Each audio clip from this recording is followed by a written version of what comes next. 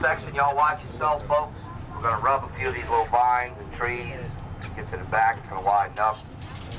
And this time of the year, it's not the trees you got to worry about. It's them big snakes in the trees. And believe me, after yesterday, they're here. They're out. I've seen 2 and 3 in each tree. So they like to hide. And when you rub the trees, you tend to scare them. So they do have a tendency of falling on the boat. So if you see one and you catch it, you get to keep it. It's no extra cost. In the summertime when they active, all we actually have to do is call them. They come right up to the boat. And that's only because they recognize our voice and the motors on the boat. Because the alligators back here are not allowed to be fed. It's against the law. So you're not allowed to throw anything overboard. We don't have to feed them. Just call them. They know it's my voice. But everything you're going to see is wild. It's tame, tag, plastic, or mechanical. Here we do no shopping at Disneyland. This is strictly the wild. Now the area we're in is called Crown Point for a reason. The city of New Orleans is about 7 and 8 foot below sea level. We're here in Crown Point. We're 5 and 6 foot above sea level. So this is one of the highest territories throughout Jefferson and Orleans Parish. So they call it Crown Point. There's an island about a mile below us called Lafitte. The town of Lafitte is named after the pirate, Jean Lafitte. And we have another island further down called Barataria, named after the Baratarian smugglers. Ancestor Acadians that were forced out of Nova Scotia that settled in different parts of the country. And the majority of the Acadians came here with intentions to blend in with the Creoles, means they both spoke French, but that didn't work out for them. Since the Creoles were already established, they didn't want to have nothing to do with them, so they forced the Acadians out to these lower line areas where the Indians were. So it was actually the Indians that pitched in a hand, showed them how to survive, and it's the way the Indians pronounced Acadian, was Cajun. So that's how we come up with the word Cajun. Now some of the vegetation y'all gonna see, there's a variety right here. The little bushy trees off to your right with the small leaves are called Syriae bushes. Syriae is also known as a myrtle, a wax myrtle. The little gray seeds in the trees is what they used to use to make wax from. Then the huge trees up on the left-hand bank are oaks. These are water oaks. Throughout the trip you're going to see live oaks, red oaks, white oaks. We do have a variety back here. Now the big palm-looking plants along the bank are called palmetto palms. They're related to the palm tree, but they don't grow into a tree. They stay in a little short bush. Now, we got trees up on, y'all watch the vines right there. Got these trees up on the right with the big seeds in them. That's a locust tree. Yeah, watch this. All right, all right. All right. They're gonna rub the boat, but you're not gonna get hit. But I tell you what, we're not stopping no more. The wind's supposed to get worse than this. Those trees with the seeds in them were called locust trees. They thorn trees. The thorn tree I was worried about. So you see this thorn tree, it's gonna affect us today. When we see something, if you want a picture, get it. This is not a bad place to stop because of the trees. In the back, there'll be no stopping.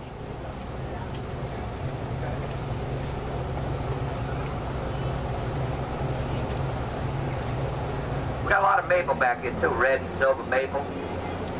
Also have a lot of willow trees. Get out to the lower line areas, you're going to see more cypress trees.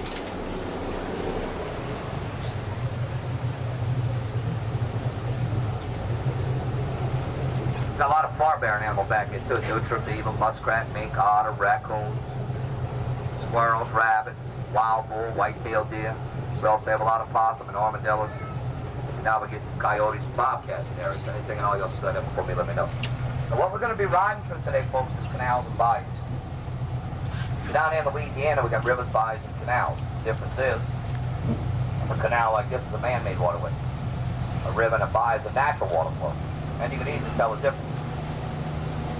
Man-made canals like these are dug pretty much in a straight line. A river and a bayou, every time you make a bend, it's another turn. There's nothing straight about it. Now this is just a drainage canal. This is dug in the 70s.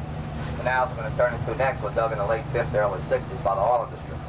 It's an oil field canal. They had to dig the canal to get the drilling rigs back here. You'll notice in the back when they drilled, the back end they didn't find any here. They weren't successful. Now the difference from a river and a bayou is that a river the water flows one way, where a bayou the water flows both ways. See, bayou is an Indian word meaning slow flowing water. 35 miles from the Gulf of Mexico, so every 24 hours we get this tide. So the water in the bayou moves slowly up and down, where the river does just flow one way. And these, the bayous are formed by the river water flowing out to the Gulf. Once they built the levees around the river, a lot of the smaller bayous tend to fill up. On a normal tide back here, there's only 1 to 6 foot of water, that's it.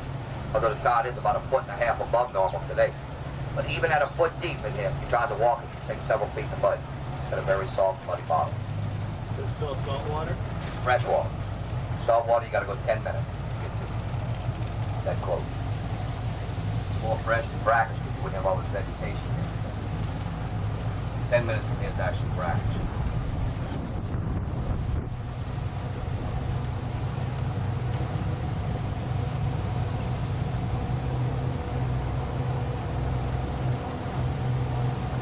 Now, folks, you know, some of the things that I'm going to talk about today back here, you're probably going to recognize or say you have where you're from or heard of before. But when I mention it, you may not know what I'm talking about. When I point it out, you might recognize it. So there is a lot of things that we have here on the bayou that other folks have. It's just that other folks have different names. And as you know, New Orleans is a party city. If you've ever been here around Mardi Gras, Jazz Fest, you know that people come here mainly for two reasons. They come here to eat and to drink. And naturally, when people drink, they talk funny. We actually have things back here, and it's funny, you know, you see somebody have a couple of drinks, go to a restaurant, order food, and get thrown out. They can't pronounce it right. So I've seen people go in a restaurant sober and can't pronounce it. And this is one of the things, 80% of the people come here can't pronounce this. I almost picked the wrong tree. Now these are ripe because there's almost none left. See these nuts in this tree right here? They busted open right now. They're falling out of the tree. They ripen it. This tree with the brown looking leaves, there's nuts all up in it. They're cracking open. They're real popular, that's right. They call it pecan. I'm sure at one time or another you heard of a pecan pie or pecan praline. That's what I'm talking about, how people pronounce things. People go to a restaurant and try to get something called a pecan pie or a pecan praline. You can't buy it, there's no such thing. Don't even sound like something you want to eat. A pecan praline. So you get an English lesson back here. It's a pecan. It's lived to be over 300 years old. Today, because of man and environment, we hunt them, they normally just live to be about a little over 100. But here in Louisiana, we have got about 1.5 million. Florida, about 2.5 million, but Florida has about 800 crocodiles. Crocs in Florida, saltwater. They're alligators like ours in freshwater. There's something y'all recognize too. Look at that little dark bush hanging over the water to y'all right. It's mistletoe. And that limb over the water.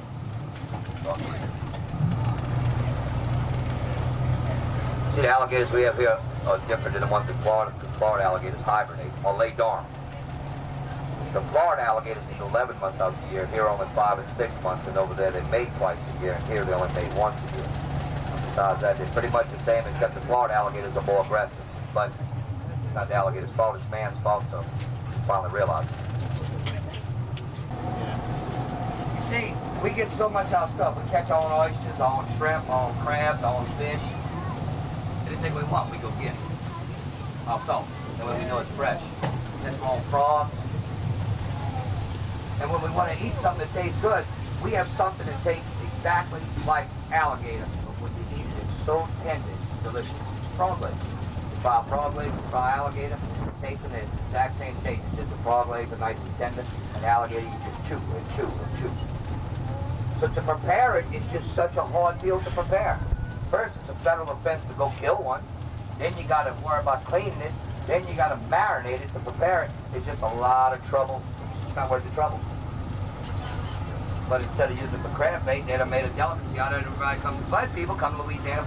A lot of people come for one reason. They have to eat alligator because they're here. I understand that. It's not bad. It's just tough to chew it. But if you ever eat it and it's not marinated, it's tough. You'll never eat it again. But if you saw the meat, tail, it's white, it's like a chicken breast. Beautiful, beautiful. It's pretty neat. Real good flavor. Tastes just, that's it. Tastes just like frog legs.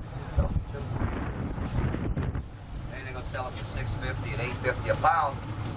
They ain't nothing in the world worth $6.50 a pound to me. Nothing. I wouldn't give $6.50 to get out of jail. I'd stay there. They'd feed me for nothing. But you gotta understand the way we eat. A pound of shrimp right now for us is about $1, $1.15. A pound of shrimp. So you see, that's what I'm saying. Some people pay $15 a pound, but it's nothing to us. It's worth $6.50. We catch stuff that's better and cheaper. See this little alligator coming up on the right? He's 8 foot long. Blind in the right eye. That's it. The size of that head was just short, John. Now look, with the wind we can't stop. So that's why I'll tell you all ahead of time. We're gonna drift to the back and we'll probably see the way back. Hey, no, hey. Are we coming back the same way? Like I said, the wind's gonna affect us, so we're coming back the same way. So we'll see you on the way back. We're just going back in the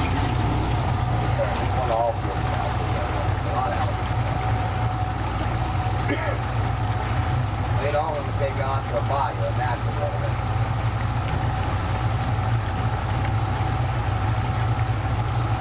If you live in Florida and you have a cattle ranch, you find an alligator that size running around the pasture, you'll have to kill it. You take out a full grown cow. Look at those songs. In the summertime, they don't come up to the boat. You have to look for them at all. Just stop and call.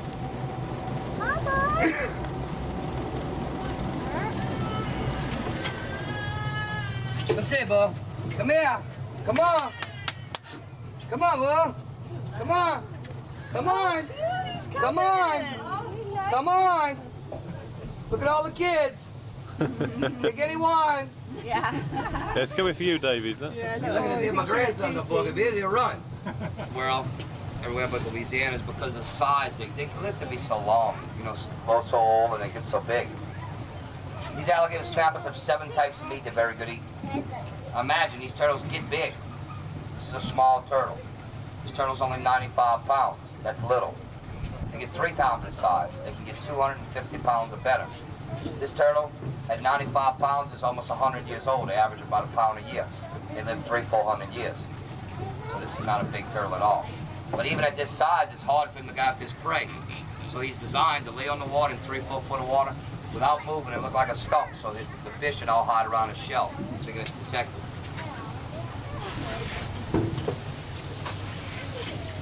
His neck out, opens his mouth, and just lays there with his mouth open. There's a little pink worm designed on the bottom layer of his mouth that moves. And when the fish go in his mouth to grab the worm, he grabs the fish. So his prey is attracted to him. It's called the Hilton. Everybody else is like it. You see, years ago, the settlers came here like this in houseboats. They didn't have roads and highways. They floated the houseboats here, drug them on the bank, faced the front of the house toward the buyers. Instead of paddling 5 or 6 miles a day back and forth, they'll appear under these skiffs, spend 3 or 4 months at a time in these cabins, so they rely on them to survive. But when they build simple, right over the water. When they park the boat on the bank, they're right at the front door, they didn't have to walk. They'll build them to the right's outhouse, the little drum was a water system used to catch rainwater. Then they got a little boat to the right up here, which is a skiff. They got black metal traps. I don't know if you can see them in the skiff. The water's too high, but they got some on the front porch too. Crab traps used to catch blue crabs with. Back then, they had no luxuries, no running water, electricity, nothing. We still have some to this today. My house had been 10, 12 minutes from me on my boat. Except we have new homes. But you see, years ago when they added these roads and highways, they couldn't pass in front of the homes because they were too close to the water. So they'd rather be in the air. That great big dead tree laying in the water. He's right at the base of that tree, up about 3 feet out of the water.